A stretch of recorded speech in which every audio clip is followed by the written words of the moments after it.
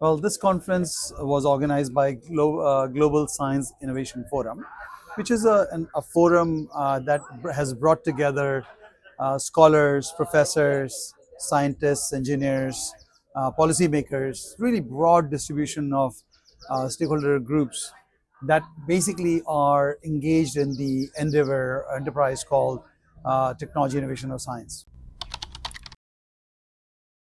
There are three vectors to the conference. One was, and the name of the conference was Thrive 2026, which clearly suggests that we'll have future years. This is the inaugural one. The three vectors for the conference were really focused on three kind of three key points, which is one was that science and technology and innovation are global endeavors. They are not limited to a specific geography, and then we need to collaborate together as a result of that. The second was that the impact of what we do in terms of science and technology and innovation must accrue to everybody in the world, all 8 billion people in the world, rather than just the 5 billion people, or just the 3 billion people that we are part of in Global North. The third was that the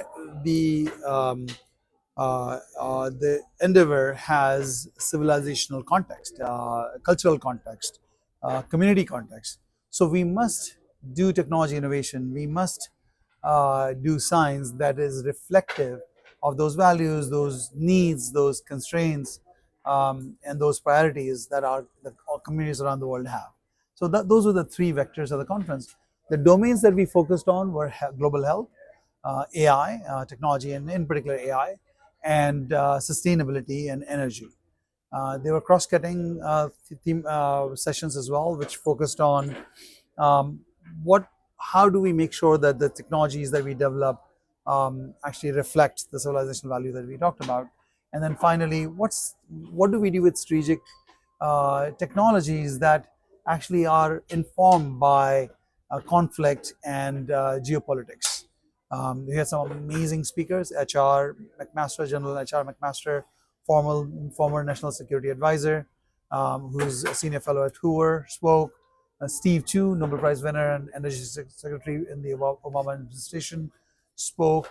We had speakers from 26 different countries.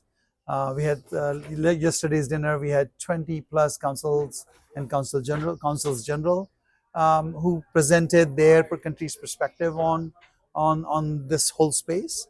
And we had folks flying in from Africa, from New Zealand and Australia, and we had folks from Asia Pacific, Asia, and Latin America. So it was really a very broad-based, inclusive conference.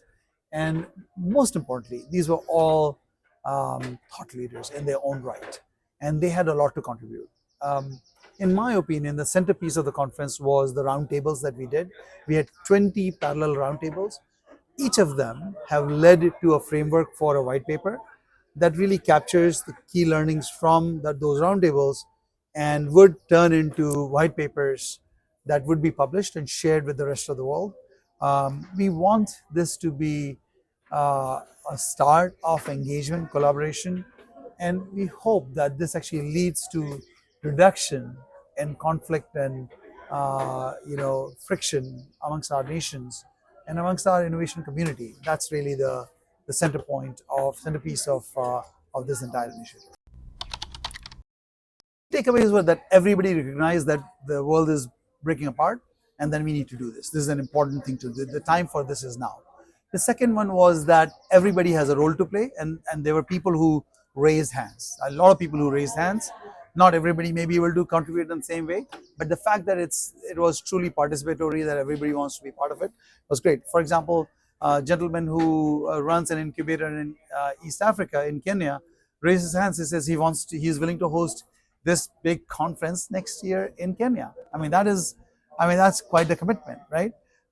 We hope to continue to remain engaged. A lot of Stanford centers were there, and GSIF will continue to engage them. But there are lots of partners that basically are willing to contribute to this, and that was a really very fulfilling and really gratifying outcome from this. We want to make it an annual event now. It is going to, and it's not going to be an event. It's going to be a working, collaborative platform. So we'll continue to collaborate throughout the year, and we'll meet somewhere every year to share what we've done and to sort of build upon the ideas that we've come up with. That's really the vision.